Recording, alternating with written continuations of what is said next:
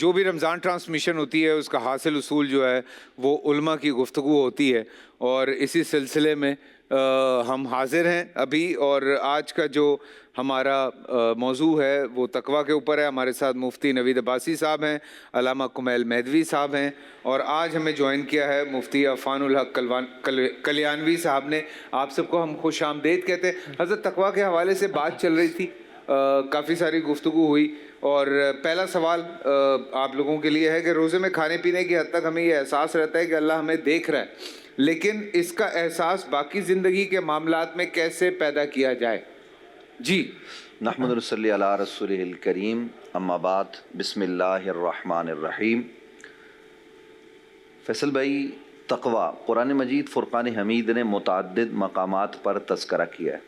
اب قرآن مجید فرقان حمید کی تلاوت شروع کریں تو ذالک الکتاب لا ریب فیہ ھدی للمتقین، یہ شک سے بالا تر کتاب، اس میں ہدایت کس کے لیے؟ متقین کے لیے ہے۔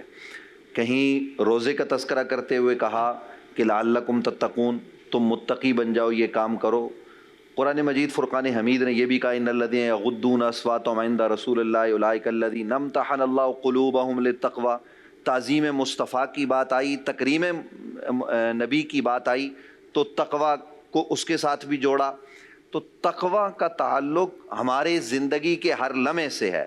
تقوی مطلب کیا ہے کہ خوف خدا، اللہ سے ڈرنا، اور ہمارا قلب اس چیز سے دور ہو جائے جس میں گناہ کا، زیادتی کا شائبہ بھی ہو، اور نیکیوں کی طرف یہ راغب ہو جائے۔ رمضان المبارک میں عام طور پر یہ جو دن کو ہم کھانا پینا چھوڑتے ہیں، جس جانب آپ نے اشارہ کیا، حالانکہ ہم اکیلے کمرے میں ہوں تو کوئی نہیں دیکھ رہا، آپ پانی کلی کے لیے منہ میں لیں اور وہ کچھ اندر چلا جائے تو کوئی بھی سامنے والا یہ نہیں بتا سکتا کہ اس نے پانی پیا ہے، لیکن ہم نہیں پیتے۔ کیوں نہیں پیتے؟ اس لیے کہ اللہ رب العالمین ہمیں دیکھ رہا ہے، اور اللہ رب العالمین ہماری شاہ رگ سے بھی زیادہ قریب ہے، اور وہ ہمارے احوال سے باخبر ہے ہر لمحہ، وہ سمیع بھی ہے، وہ بصیر بھی ہے۔ تو جب روزے کے معاملے میں ہم نے اس کو سمیع اور بصیر جانا، اور پھر دیکھیے روزہ ایسی عبادت ہے جس کے متعلق خالق کائنات حدیث قدسی ہے کہ الصوم لی وانا اجزی بھی، کہ روزہ میرے لیے، جزا بھی میں دوں گا۔ تو باقی کام بھی اگر ہم اللہ کے لیے چھوڑ دیں جو برائی کے ہیں، اور اچھائیوں کو ہم اختیار کر لیں، اگر ہمارے ملک میں بلکہ تمام مسلمانوں میں یہ چیز رائج ہو جائے کہ ہم نے کسی کی طرف، وہ دنیاوی امور ہوں یا اخروی امور ہوں یا اللہ رب العالمین کے معاملات ہوں، ہم نے کوئی تجاوز نہیں کرنا، ہم نے زیادتی نہیں کرنی، گناہ کا کوئی کام نہیں کرنا، تو یہ ہمیں تقویٰ حاصل ہو جائے گا، ہمارا قلب جو ہے وہ پاک ہو جائے گا۔ پرابلم کیا ہے کہ ہم بہت ساری تقریریں کرتے ہیں، تمام علماء ہر ٹرانسمیشن میں یہی کچھ بتایا جا رہا ہے، اتنے دن ہو گئے، لیکن اصلاً تقویٰ ہم حاصل کیوں نہیں کر پا رہے؟ اس لیے کہ ہم اصل میں اس نظام سے دور ہو گئے۔ نبی مکرم صلی اللہ علیہ وآلہ وسلم کا جو فریضہ نبوت بتایا قرآن نے، وہ کیا ہے؟ وَيُعَلِّمُهُمُ الْكِتَابَ وَالْحِكْمَةَ وَيُزَكِّيهِمْ۔ ہم آج علم کی باتیں تو بڑی کرتے ہیں، حکمت کی باتیں بھی ہوتی ہیں، لیکن یزکیہم یہ کون کرے گا؟ نبی اکرم صلی اللہ علیہ وآلہ وسلم، علماء کہتے ہیں ہم علم آگے بڑھا رہے ہیں، اور اس حوالے سے ہم انبیاء کے وارث ہوئے تو ہم علم کی بات کرتے ہیں، تو وہ نبی علیہ السلام نے جو تزکیہ نفس کیا اس کا وارث کون ہے؟ وہ کون کرے گا؟ آج ہمیں خوف خدا کون یاد دلائے گا؟ ہم علم رکھتے ہوئے، جانتے ہوئے کہ میں یہ کام کروں گا، اس پر گناہ ہے، لیکن پھر بھی ہم وہ کرتے ہیں، رمضان میں بھی کرتے ہیں، غیر رمضان میں بھی کر رہے ہیں۔ تو اصل میں ہم اس نظام سے دور ہو گئے جو ہمارا قلب کا نظام ہے۔ یہ وہ دل ہے کہ جب ہم اس کو پاک کریں گے تو ہمارا سارا زندگی کا نظام پاک ہو جائے گا۔ اس دل میں ہم رب کو جگہ دیں، رب العالمین جب دل میں آ جائے گا تو پھر اللہ رب العالمین کی وہ جو صفات ہیں، اس کی جو تجلی ہے، اس تجلی کو ہم اپنے اندر داخل کریں۔ ہم ان تجلیات کو جب اس کے حساب سے چلیں گے، جیسا کہ شیخ اکبر محی الدین ابن عربی رحمۃ اللہ تعالی علیہ بھی اس کے حوالے سے فرماتے ہیں، تقویٰ کے حوالے سے، تو پھر ہم خالق کو جب سامنے رکھیں گے، اور پھر دیکھیے عبادت کے باب میں نبی علیہ السلام کی حدیث موجود ہے، ان تعبد اللہ کانک ترا، یہ نہیں کہ اللہ دیکھ رہا ہے، بلکہ اس سے آگے کی بات ہے، عبادت ایسے کرو جیسے تم اللہ کو دیکھ رہے ہو، اور اگر یہ نہیں کر سکتے تو فَإِن لَمْ تَكُنْ تَرَاهُ فَإِنَّهُ يَرَاكَ، کم از کم یہ کرو کہ اللہ تمہیں دیکھ رہا ہے. جب ہمارا یہ تصور ہو جائے گا, آج کیمرے کی آنکھ فیصل بھائی کیمرے کی آنکھ دیکھتی ہے نا, تو چور چوری نہیں کرتا. بڑے بڑے دفاتر میں لوگ بے فکر ہو گئے کہ جب ان ہوگا آؤٹ ہوگا تو پتہ ہے کیمرہ لگا ہوا ہے اور سب کچھ ریکارڈ پر ہے, لوگ چوری نہیں کرتے, چوریاں کم ہو گئی ہیں. یہ کیمرے کی طاقت اتنی ہے کہ ہم کیمرے سے ڈر گئے, مالک سے ڈر گئے جو فیکٹری کا ہے, جو ہمارا آنر ہے اس سے ہم ڈرتے, جو اصلاً ہمارا خالق ہے, جو مالک ہے, جو صمد و بے نیاز ہے, جو جبار و قہار بھی ہے. اگر وہ ہمیں دیکھ رہا ہے تو ہم کیوں نہیں ڈر رہے؟ اگر ہم دل میں یہ تصور میں بات یہ ہے نا کہ یہاں پہ یہ ڈر ہے کہ اتھے پھڑے جان گے, تو وہاں پھڑے جان گے تو یہ پتہ نہیں دماغ سے شاید ان کے نکل گیا ہے. تو یہ والا بھی مسئلہ ہے. حضرت فرما رہے تھے ضمیر کا انہوں نے ذکر کیا. کچھ لوگ کہتے ہیں اس کا ضمیر مردہ ہو گیا, تو کیا ضمیر دوبارہ جگایا جا سکتا ہے؟ بسم اللہ الرحمن تقویٰ کے حوالے سے اگر ہم اس کو اس زمرے میں لے کر آتے. بسم اللہ الرحمن الرحیم. جب ضمیر انسان کا یہ احساس کرنے لگے نا کہ کوئی غلطی ہو گئی تھی, ریگریٹ ہوتا ہے انسان کو, تو یہ اتنا قابل قدر ہے کہ اللہ نے ضمیر کی قسم کھائی ہے قرآن میں. لا اقسم بالنفس اللوامہ, میں نفس لوامہ کی قسم کھاتا ہوں. نفس لوامہ وہ ہے کہ ملامت کرنے والا نفس. ایک غلط کام ہو گیا, اس کے بعد میں ریگریٹ ہونے لگا, یہ نہیں کرنا چاہیے تھا, نہیں کرنا چاہیے. یہ جو کیفیت ہے نا آپ کی, یہ اتنی محترم ہے اللہ کی بارگاہ میں. اللہ کہتا ہے میں اس کیفیت کی قسم کھاتا ہوں قرآن میں. ٹھیک ہے, حضرت موسیٰ علیہ السلام سے ہے کہ طور پہ پہنچے, روایت کا مفہوم ہے کلیم اللہ تھے, اللہ سے بات کرتے تھے. کہتے ہیں یا رب المصلین, اے نماز پڑھنے والوں کے رب. آواز آئی لبیک یا عبدی, اے بندے میں حاضر ہوں, بول اللہ. حضرت موسیٰ علیہ السلام نے کہا یا رب الصائمین, اے روزہ رکھنے والوں کے رب.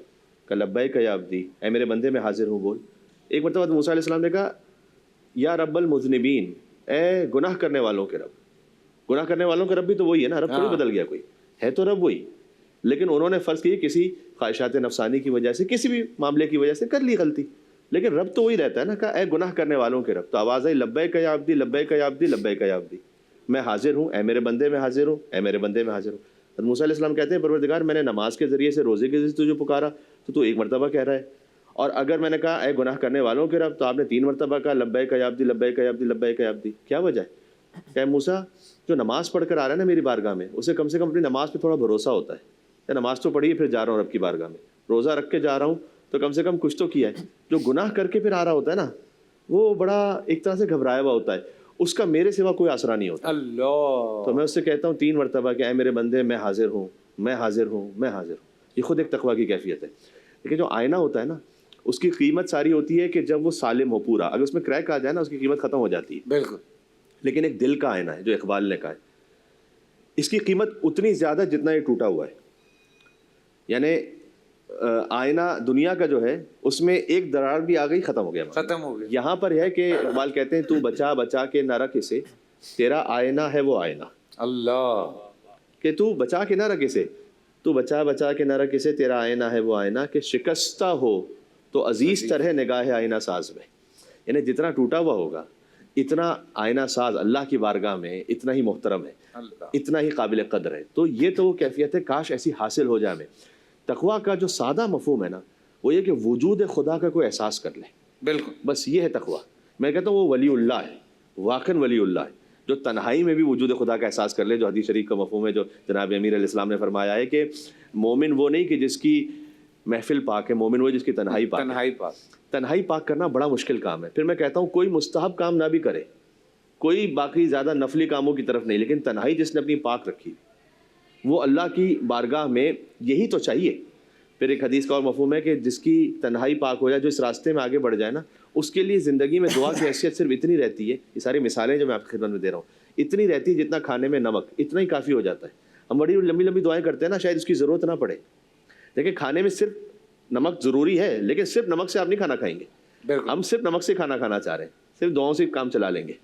یعنی کہ آپ نے اپنے اعمال کرنے اور پھر ایک دعا کا نمک ملانا ہے, بالکل اتنا کافی ہو جائے گا اگر آپ اپنے اس راستے پر. خوبصورت بات ہے. اور حضرت حضور پاک نے بھی تو فرمایا تھا نا, میں پہلے بھی بیان کر رہا تھا, جو اپنا کہ کسی کو کسی پہ کوئی فضیلت حاصل نہیں, کسی کو عربی کو کالے کو گورے پر, اجمی کو عربی پر, عربی کو اجمی پر.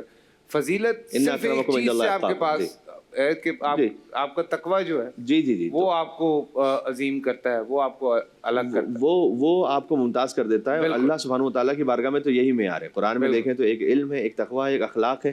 یہ 3 معیار ہمیں بتلائے گئے، اور ایک جہاد فی سبیل اللہ. یہ 4 معیار ہمیں بتلائے گئے ہیں کہ جس کے پاس یہ ہے وہ اللہ سبحانہ وتعالیٰ کی بارگاہ میں ایک مقام اور احترام رکھتا ہے. اب وہ چاہے وہ کسی بھی کمیونٹی کا ہے، کسی بھی مسلک کا ہے، کسی بھی مقام سے. اب دیکھیں اس میں ایک آخری بات میں اس کو حضرت امام حسن نے فرمایا نا کیا کہ تقویٰ یہ ہے کہ آپ دوسرے کو، ہر کسی کو خود سے بہتر سمجھیں. ہاں مطلب اس میں ایک بالکل کیفیت یہ بھی ہے. یہ بڑی اچھی بات کہی آپ نے کہ ایک مرتبہ دولت کا تو تکبر ہوتا ہے، چلے تھوڑا شہرت کا بھی تکبر ہوتا ہے، کبھی کبھی کسی کو علم اور عبادت کا بھی تکبر ہو جاتا ہے. بالکل، یہ بڑا خطرناک ہے. یہ شیطان کو ہو گیا تھا. بالکل، شیطان کے پاس یہی تکبر ہو گیا تھا کہ میں نے تو 6000 سال تک عبادت کی، میں کیوں جھکوں آدم کے سامنے؟ میں نہیں جھک رہا. اور پھر اس نے اللہ کو ایک ڈیل بھی کرنے کی کوشش کی تھی. ڈیل یہ تھی کہ مجھے ایک سجدہ معاف کر دے تو میں تیرے اتنے سجدے کروں گا روئے زمین پر جو کسی نے نہیں کیے ہوں گے. مجھے یہ نہیں کرنا. کوانٹیٹیولی تو بڑی اچھی آفر ہے، ایک سجدے کو چھوڑ کر 10 لاکھ اور کرے گا. لیکن اللہ کو کوانٹٹی نہیں چاہیے، کوالٹی چاہیے. واہ! اللہ نے کہا عبادت وہ نہیں جو تو چاہے، عبادت وہ ہے جو میں چاہتا ہوں. 10 لاکھ مجھے سجدے نہیں چاہیے وہ والے، یہ والا ایک چاہیے جو اس وقت میں کہہ رہا ہوں. تو تقویٰ ہے اپنے آپ کو آپ سرنڈر کر دیں. پھر اس کے بعد اس کی الگ الگ اقسام ہیں. مثلا آنکھوں کا ایک تقویٰ ہے، مثلا ایک زبان کا تقویٰ ہے، مثلا ایک دل کا تقویٰ ہے. مثلا زبان کا تقویٰ کیا ہے؟ تو جناب امیر علیہ السلام کا فرمان ذیشان ہے. مفہوم اس کا ترجمہ یہ ہے کہ خوش نصیب ہے وہ انسان جو اپنے مال کا اضافی چھوڑ دے اور اپنی زبان کا اضافی روک لے. اللہ اکبر. چھوٹا سا بریک سے واپس آ کے یہیں سے کنٹینیو کرتے. کیا خوبصورت بات ہے. آگے بڑھیں گے تھوڑا سا. السلام علیکم. مفتی عفان الحق صاحب یہاں پہ موجود ہیں. باتوں سے بات نکلتی ہے حضرت، تو پھر بات چلتی چلی جاتی ہے اور اتنی خوبصورت گفتگو آپ لوگوں کی ہوتی ہے. لیکن جب ہم ضمیر کی بات کرتے ہیں تو اپنے اندر سے جو آواز آئے اس کو ماننے کی بات کرتے ہیں، لیکن پھر لوگ اپنی من مانی بھی کرنے لگتے ہیں. تو کیسے فرق کیا جائے صحیح اور غلط کا؟ اعوذ باللہ من الشیطان الرجیم. بسم اللہ الرحمن الرحیم. ان اکرمکم عند اللہ اتقاکم. اللہ رب العزت نے قرآن کریم میں کئی مقامات کے اوپر تقویٰ کا ذکر فرمایا ہے، اور آپ صلی اللہ علیہ وسلم نے اپنی احادیث مبارکہ میں بھی اس کا ذکر فرمایا ہے. قرآن کریم کے اندر تقریباً 200 سے زائد مقام پر تقویٰ کا ذکر آیا ہے، اور احادیث کے اندر بے شمار احادیث، کتب احادیث جتنی بھی ہیں، سب میں اس تقویٰ کے بارے میں آپ صلی اللہ علیہ وسلم نے بیان فرمایا ہے. تو جب انسان اپنے اوپر نظر ڈالے تو اس کو یہ بات سمجھ میں آتی ہے، یا قرآن کے اوپر غور و فکر کرے کہ تقویٰ کسے کہتے ہیں. تو تقویٰ کے جو اللہ رب العزت نے اپنی کتاب قرآن کریم کی جو ابتدا کی ہے ھدی للمتقین، وہی وہاں پہ ہی اللہ رب العزت نے تقویٰ کا ذکر فرمایا ہے کہ جو متقین ہیں، ڈرنے والے ہیں، ان کو یہ کتاب جو ہے وہ ہدایت کی طرف لے کر جاتی ہے. اب اس کے ذیل کے اندر مختلف علماء نے مختلف تفاسیر کے اندر اس کی جو تفصیل کی ہے وہ الگ الگ کی ہیں. تفسیر بیضاوی کے اندر علامہ بیضاوی فرماتے ہیں کہ تقویٰ کے 3 درجات ہیں. ایک تو یہ ہے کہ شرک سے اپنے آپ کو آدمی بچا لے، تو یہ فرض ہے. دوسرا گناہ، شرک کے ساتھ ساتھ گناہ کبیرہ اور صغائر جو ہیں ان سے بھی اپنے آپ کو بچائے. تیسرا درجہ جو انہوں نے بیان فرمایا ہے ھدی للمتقین کے ذیل میں تفسیر بیضاوی میں، وہ یہ ہے کہ آدمی اپنے آپ کو ان امور سے بھی بچائے کہ جو کرنے میں تو مباح ہیں، لیکن اگر وہ ان مباح امور کو اختیار کرے گا، ان مباح امور کو کرے گا، تو ان مباح امور کی وجہ سے کبھی وہ حرام یا مشتبہ چیزوں کی طرف بھی چلا جائے گا. حدیث میں ہے کہ آپ صلی اللہ علیہ وسلم نے فرمایا کہ الحلال بین والحرام بین وبینہما مشتبہات، کہ حلال بھی آپ کے سامنے واضح کر کر بیان کر دیا گیا اور حرام بھی بالکل واضح کر کے بیان کر دیا گیا، اور ان کے جو درمیان ہے وہ ہے مشتبہ چیزیں. تو جب آدمی اپنے آپ کو ان چیزوں سے بھی بچائے گا تو وہ آدمی کیا کہلائے گا؟ تقوی والا کہلائے گا. اب تقوی کیا چیز ہے؟ تو تقوی یہ ہے کہ آدمی کے دل کے اندر یہ خوف پیدا ہو جائے کہ اللہ مجھے دیکھ رہا ہے تو جب اس کے دل کے اندر یہ بات آئے گی کہ میں جو کام بھی کر رہا ہوں، جس طرح بھی کر رہا ہوں، اللہ مجھے ہر جگہ دیکھ رہا ہے، تو وہ اگر کوئی گناہ کی طرف بھی بڑھے گا تو وہ گناہ کرنے سے پہلے اس بات کو سوچے گا۔ جیسا کہ آپ نے پہلے سوال کیا کہ روزے کے اندر ہم یہ کرتے ہیں کہ بچے رہتے ہیں اور دوسرے گناہوں کے ہم نہیں بچتے، تو اس کا یہ ہے کہ دوسرے گناہوں کے روزے کے اندر اگر کوئی آدمی توڑتا ہے یا کوئی غلط کام کرتا ہے تو اس کا جو گناہ ہے یا اس کی جو سزا ہے وہ اس کی اپنی ذات کے اوپر ہے کہ وہ اس کو خود اپنے اوپر لازم کرنی ہے کہ 2 مہینے کے لگاتار روزے رکھنے ہیں۔ اور اگر کوئی دوسرے جو گناہ ہیں یا دوسری جو چیزیں ہیں جرم ہیں اگر وہ کرتا ہے تو بعض جرم ان میں سے ایسے ہیں کہ جن کی سزا حکومت کے ذمہ ہے یا اس وقت کا جو سلطنت ہے، حکام ہیں، امراء ہیں، ان کے ذمہ ہے، تو اس وجہ سے آدمی جو ہے تقوی روزے کے اندر جو ہے تقوی کے زیادہ قریب حضرت ہو اگر یہی جاتا ہے۔ بات میں آپ کی طرف لے کر آتا ہوں، حضرت جو ایک بات فرما رہے ہیں اسی بات میں یہ بات اکثر چونکہ ڈسکس ہوتی ہے آج کل کہ اللہ کا خوف دل میں ہو تو آپ آٹومیٹکلی بہت ساری چیزیں تو، لیکن لوگ یہ کہتے ہیں کہ اللہ کا پیار کیوں نہیں، اللہ کی محبت کیوں نہیں، اللہ کا عشق کیوں نہیں؟ تو یہ مختصر سی بات، ہاں کیونکہ ہم نے لاہور کی بریک پہ بھی جانا ہے، تو اگر کوئی اس پہ آپ جی دیکھیے، اللہ رب العالمین کا خوف بھی ہے اور اس کی ذات کے ساتھ عشق اور محبت بھی ہے۔ بالکل اصل میں صرف آپ کو خوف ہی نہیں رکھنا بلکہ چیزیں آپ کو اللہ رب العالمین کے قریب کرتی ہیں۔ جب آپ یہ سوچیں گے نا کہ میرا خالق کون ہے، میرا مالک کون ہے، کون میں کہاں تھا، آپ اپنی ذات پر تو غور کریں۔ بنیادی طور پر ہم ان چیزوں پر غور کر رہے ہیں کہ جناب یہ ہے اللہ مجھے دیکھ رہا ہے، یہ تو غور کریں کہ انسان اپنے اوپر غور کرے۔ میں وحدت الوجود وحدت الشہود کی بحثیں یا نہیں چھیڑوں گا، لیکن اتنی بات آپ سے ضرور کہوں گا کہ آپ سوچیں کہ ہم کہاں تھے، کیسے آئے، کس پانی سے انسان کو اللہ نے خلق کیا ہے اور کیسے اس کا بچپن تھا، وہ کچھ بھی نہیں تھا، پھر اللہ نے اسے سب کچھ بنا دیا۔ تو جب آپ یہ تصور کریں گے کہ مجھے بھیجنے والا کون ہے، میں اس سے پہلے کہاں تھا، میں اس کے بعد کہاں جاؤں گا، تو انسان اصل میں اپنے اوپر غور نہیں کرتا۔ یہ اپنے آپ کو پہچانے۔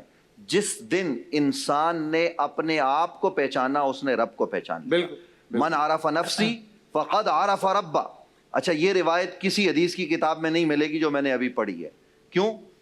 علماء حدیث نے اس کو بیان نہیں کیا، لیکن اہل اللہ کے ہاں یہ متواتر ہے، یہ سینہ بسینہ نبی علیہ السلام سے یہ روایت آئی ہے۔ اولیاء اللہ اس کو بیان کرتے ہیں کہ جس نے اپنے آپ کو پہچان لیا اس نے رب کو پہچان لیا۔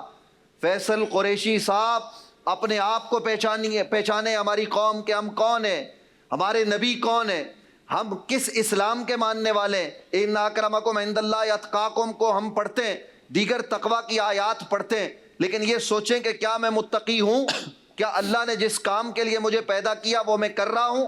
قرآن مجید فرقان حمید نے بڑی وضاحت کے ساتھ یہ بات ارشاد فرما دی ہے نا کہ ہم نے جن و انس کو پیدا نہیں کیا الا لیعبدون، مگر اپنی عبادت کے لیے۔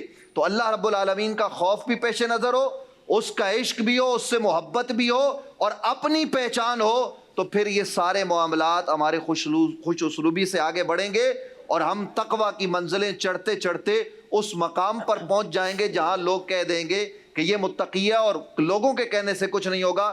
جب ہمارا خود نفس کہے گا کہ ہاں میں بچ گیا ہوں تو بات تب بنے گی۔ سبحان اللہ۔ لاہور اور اس کے مضافات میں اذان مغرب، اس کے بعد واپس آتے ہیں، یہیں سے کنٹینیو کرتے ہیں۔